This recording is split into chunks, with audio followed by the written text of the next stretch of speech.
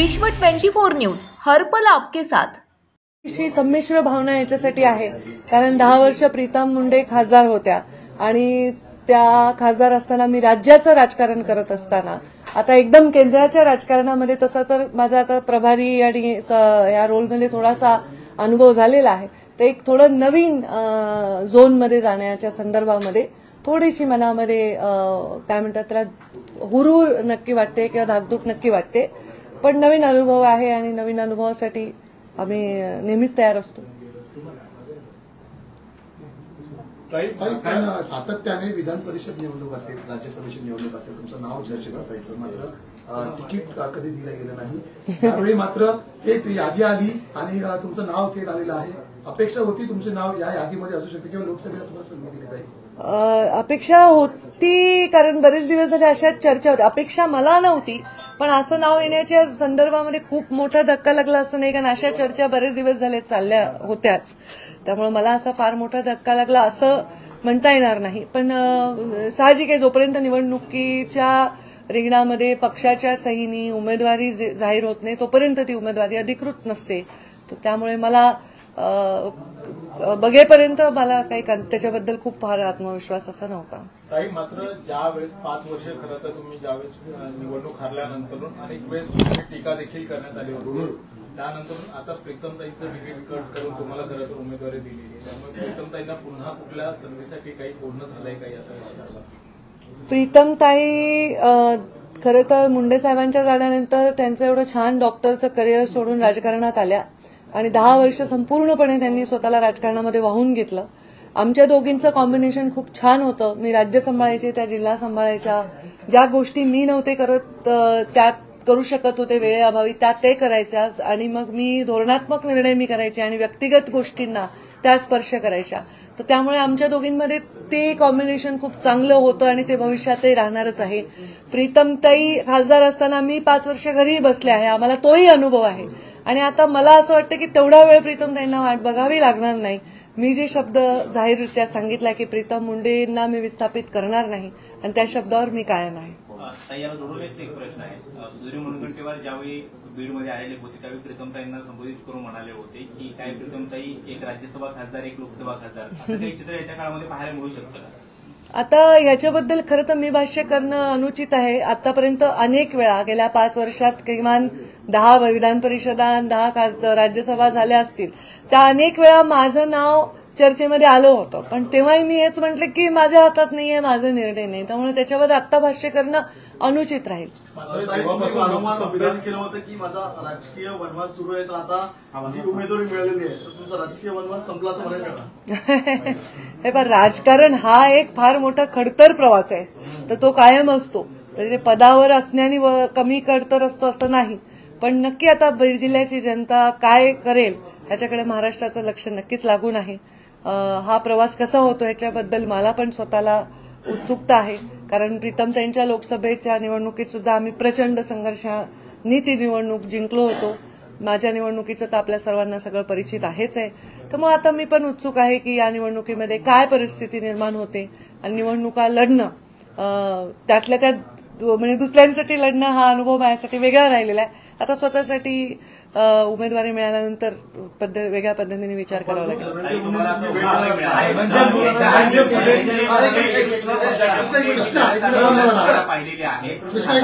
तुम्ही धनंजय मुंडेंनी याआधी तुमची भेट घेतलेली होती, ते महायुतीमध्ये आल्यानंतर पण तुम्हाला भेटलेले होते, आता तुम्हाला उमेदवारी जाहीर झालेली आहे, पुन्हा बंधूंची भेट तुम्ही घेणार आहात? हे पहा, धनंजय माझे बंधू धनंजय जिल्ह्याचे पालकमंत्री आणि त्यांचा पक्ष आणि भारतीय जनता पार्टीचा आमचा पक्ष यांची युती आहे राज्यामध्ये, आणि त्याच्यामुळे नॅचरली जिल्ह्यात आम्ही एकत्र आहोत। त्यांच्या आमच्या युतीनंतर माझ्या मतदारसंघावर जे प्रश्नचिन्ह निर्माण झालं, त्याच्यानंतर आता परत मला लोकसभा मिळाली, तर मला असं वाटतं की त्यांच्या येण्याने जेवढ्या मतांनी प्रीतमताई निवडून आल्या होत्या त्यापेक्षा अधिक मतांनी निवडून येण्यासाठी त्यांचं नक्कीच योगदान मिळेल। भरपूर संवाद, आमचे संवाद आता खूप झाले जास्त, आम्ही रोज बोलतो। ते पहा, ते भाजपच्या श्रेष्ठींची उमेदवारी आहे, त्यामुळे असं काही प्रश्नच चुकीचा आहे तुमचा। ते मन की बात तुम्हाला कशी सांगणार? ताई, मात्र ज्या पद्धतीने तुम्ही मध्यंतरी काळामध्ये जो ब्रेक घेतला होता आणि त्या ब्रेक नंतर तुम्ही सांगितलं होतं की मला फ्रेश व्हायचं आहे, त्यासाठी हा मी ब्रेक घेते आणि त्यानंतर पुन्हा राजकीयात सक्रिय होईल. मात्र हेच ती चिन्ह होती का? कारण की अनेक वेळेस नावं येत होती, मात्र आता देखील पहिल्यापासून तुमचं नाव चर्चेत होतं, मात्र आता पण भीती होती का नाव येतंय की नाही करून? नाही, भीती नव्हती. दोघींपैकी एक नाव यायला येणं अपेक्षितच होतं. नेहमी राज्यसभा निवडणूक असेल, विधान परिषद निवडणूक असेल, तुमच्या नावाची माध्यमांमध्ये चर्चा होते आणि त्यानंतर उमेदवारी नाही मिळाल्यावर तुम्हाला धक्का असं देखील म्हटलं जात होतं. मात्र अचानक तुम्हाला गेल्या अनेक वर्षांपासून तुम्ही राष्ट्रीय राजकारण होता. देवेंद्रजींनी देखील म्हटलं होतं की पंकजाताई आमच्या राष्ट्रीय नेत्या आहेत, त्यांचे राष्ट्रीय नेते योग्य तो मान सन्मान देतील. तुम्हाला या उमेदवारीमुळे तुम्हाला वाटते का पक्षाने तुमचा योग्य तो मान सन्मान राखला गेला? मला असं वाटतं पक्षाने माझ्यावर जबाबदारी दिली आहे आणि जबाबदारीला सन्मान समजण्याच्या संस्कारात मी वाढलेली आहे. तर या जबाबदारीचा मी सन्मान म्हणून स्वीकार करतो. एक राज्याच्या राज्याच्या प्रश्न राजकारणातला होता. तुमचा एक वेगळा आणि मोठा अनुभव राहिलेला आहे राज्याच्या राजकारणातला. आता तुम्हाला केंद्रात जावं लागणार आहे, तर लोकसभा निवडणुकीनंतर जो काही निकाल असतो त्यानंतर नाही, थँक्यू. पण राज्यातलं राजकारण सोडून केंद्रात जाण्याची आताची भावना कशी आहे? म्हणजे काय वाटतं या सगळ्यात? आता खूप प्रीमॅच्युअर आहे. काय वाटतं म्हणजे उरवर वाटते.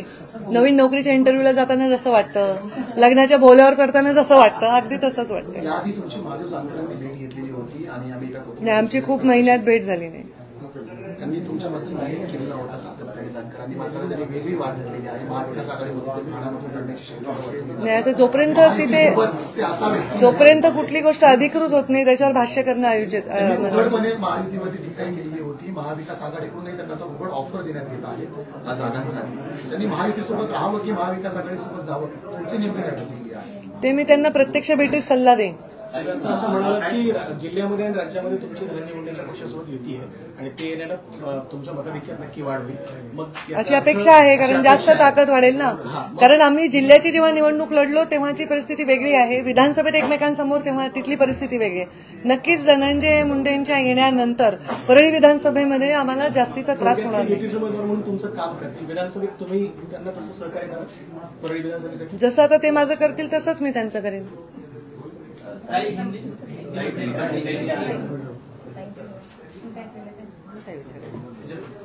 घ्या, प्रीतमताई बोलला. आता लोकसभेवर जात आहेत, काय त्यांना तुम्ही सांगाल? जेव्हा उमेदवारी जाहीर झाली तुम्हाला माहित होतं का ताईंचं नाव जाहीर होणार आहे? का वेगळा धक्का होता की काही आश्चर्य वाटलं तुम्हाला?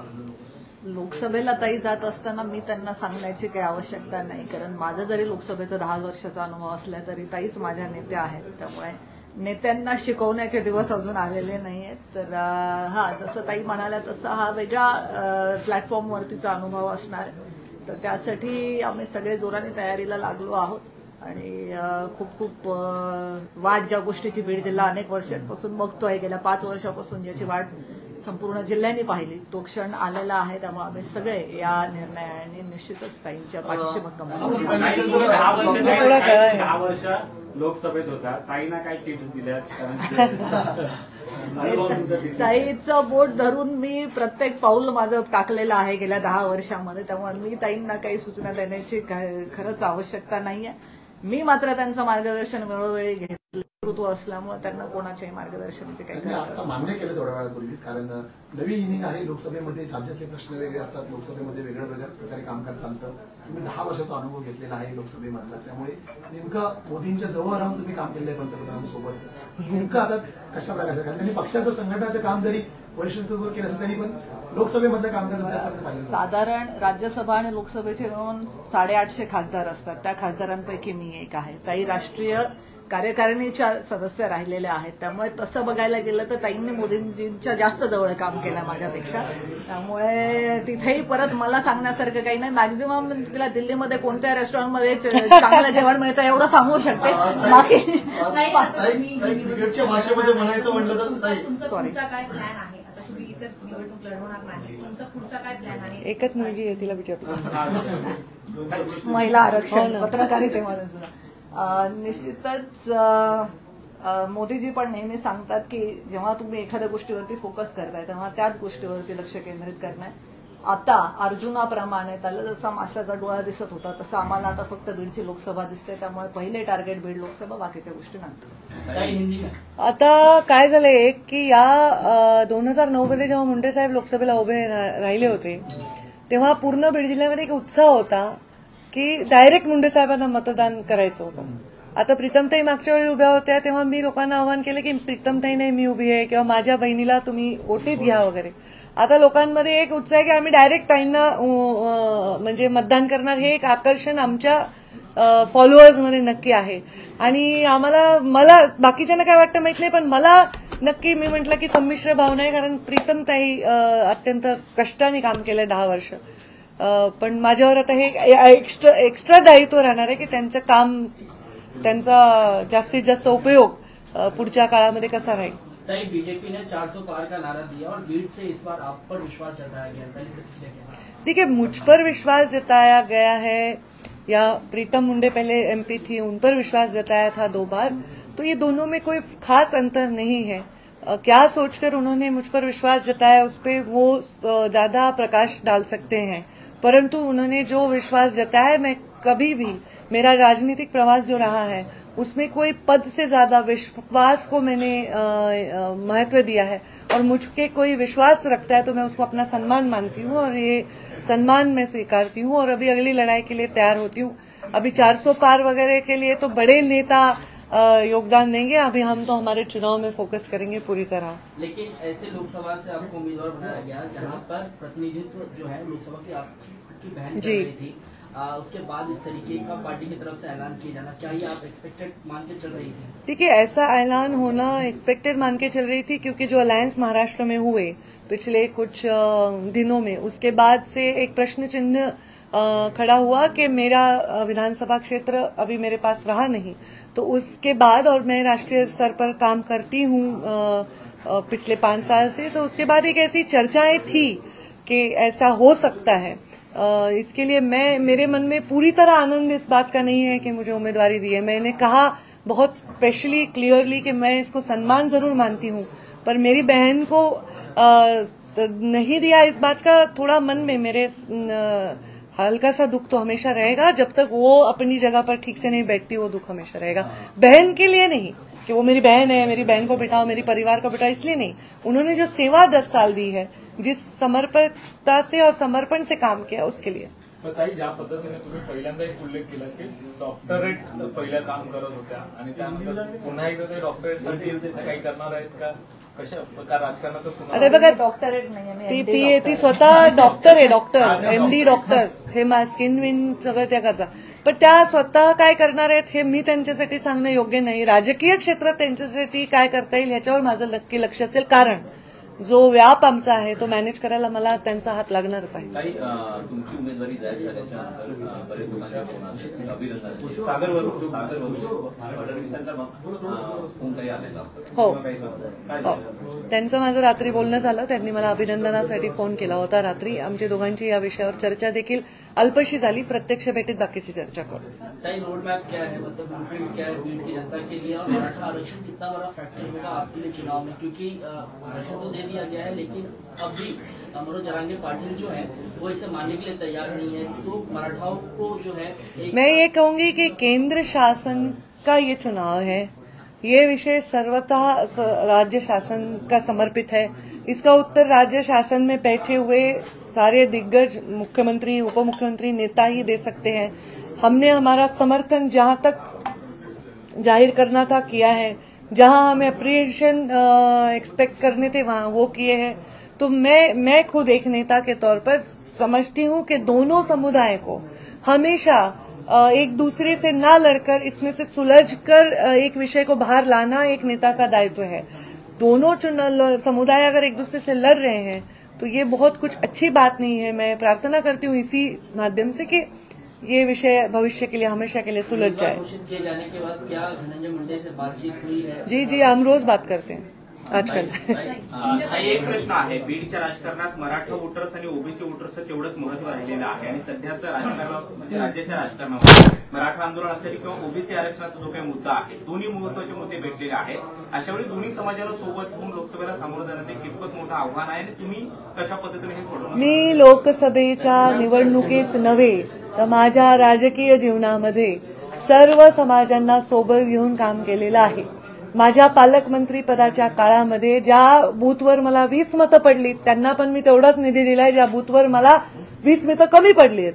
त्यामुळे मी जेव्हा एका संविधानिक पदावर जातो तेव्हा आपण कुठल्या एका पक्षाचे नाही, कुठल्या एका जातीचे नाही, कुठल्या एका विचाराचे नसतो. आपण त्या जिल्ह्याचे, त्या राज्याचे किंवा त्या देशाचे असतो. त्यामुळे अशा प्रकारचा बायस विकास करावा असा मुंडे साहेबांनी माझ्यावर कधी संस्कार केलेले नाहीत. मी माझ्या बीड जिल्ह्यामध्ये सर्व समाजांना एकत्र घेऊन चाललेली आहे. आरक्षणाच्या भूमिकेमध्ये माझ्या सगळ्यात बॅलन्स भूमिका राज्यामध्ये मी घेतलेली आहे. दोन समुदायांना एकमेकांच्या वर भांडायला लावणं हे मला कदापिही पसंत नाही. नेहमी मला असं वाटतं की समुदायांमध्ये मित्रता, सौहार्द राहूनच मार्ग निघाला पाहिजे. माझ्या भूमिकेचा सर्व समाज नक्कीच चांगला सन्मान करतील हा मला पूर्ण विश्वास आहे. 1-2 युट्यूबच्या बातम्या किंवा एखाद्या पेपरमध्ये एखादी आलेली छोटीशी बातमी याच्यावर न जाता माझ्या मनाचा अंतर्मनाचा जो विश्वास आहे तो नक्कीच सार्थक बीड जिल्ह्याची सर्व जातीची जनता करेल. महाराष्ट्र से 20 उम्मीदवारों के नाम का ऐलान किया गया है. जर आज असते तर पहिली प्रतिक्रिया काय राहिली? बापरे, पंखू कामाला लाग. मुंडे साहेबांना जर उमेदवारी मिळाली असती ते मला बोलायचे चल पंकजा कामाला लाग. तसं मी आता प्रीतमताईला सांगते चल प्रीतमताई कामाला लाग. कारण मुंडे साहेब असते तर मी या भूमिकेत आधीच गेले असते. कारण ते वापस राज्यात येणार होते आणि नक्कीच ते मुख्यमंत्री राज्याचे झाले असते. अशा प्रकारची परिस्थिती होती. स्वतः प्रधानमंत्री नरेंद्र मोदींनी आमच्या जिल्ह्यात भाषण करताना हे सांगितलेलं आहे. त्यामुळे जर मुंडे साहेब जीवित असते तर मी लोकसभा तेव्हाच लढले असते आणि मुंडे साहेब राज्यात आले असते. पण आता अशी परिस्थिती आहे. राज्य की राजनीति से निकल के आप केंद्र की राजनीति में ज्यादा सक्रिय रहेंगी, इसका आपको दुख है या फिर राज्य की राजनीति में भी इंटरेस्ट बरकरार रहेगा? मैं राजनीति में सक्रिय रहूंगी, इस बात का जरूर सुख है मुझे. पर राजनीति में सक्रिय रहने के लिए जितनी सेवा मुझे लोगों को देनी है उसके लिए मुझे और एक हाथ जितने मेरे साथ जुड़ जाए उतना आनंद है. तो जरूर इसमें कोई दुख की तो बात है ही नहीं. हर व्यक्ति जो राजनीति में काम करता है वो केंद्र की तरफ बढ़ना चाहता है. हाँ, अभी पता नहीं मैं उसको प्लान कर ही रही थी कि नहीं, पर शायद नीति ने मेरे लिए वो प्लान किया है. तुमचा प्रश्न विचार. ते बसल्यामुळे कोणी त्यांच्याकडे पाहत नाही. मैं ये कह रहा था कि उम्मीदवारी घोषित की गई है, 20 उम्मीदवारों के नामों की घोषणा की गई है और महिलाओं को सबसे ज्यादा इस बार जो है वो अपॉर्चुनिटी दी गई है, उसकी तरफ आप कैसे देखें? मैं इसका स्वागत करती हूँ. महिलाओं को ज्यादा अपॉर्चुनिटी दी है. महिलाओं को अपॉर्चुनिटी यहाँ और आगे भविष्य में भी देते जाएंगे, इसका मुझे विश्वास है. बीडमधून दुसऱ्या तुमच्या ऑपोजिटवाले उमेदवार जे असतील आहे त्याची संघटना पण स्थापन झाली आहे, त्या तरुणा मुंडे असतील आहे. माझं लाईव्ह संपलंय. Thank you very much. राज्यातील महत्त्वाच्या आणि आपल्या भागातील ताज्या बातम्या पाहण्यासाठी आजच आमच्या विश्व 24 न्यूज चॅनलला यूट्यूबवर सबस्क्राईब करा आणि बेल आयकॉन प्रेस करा.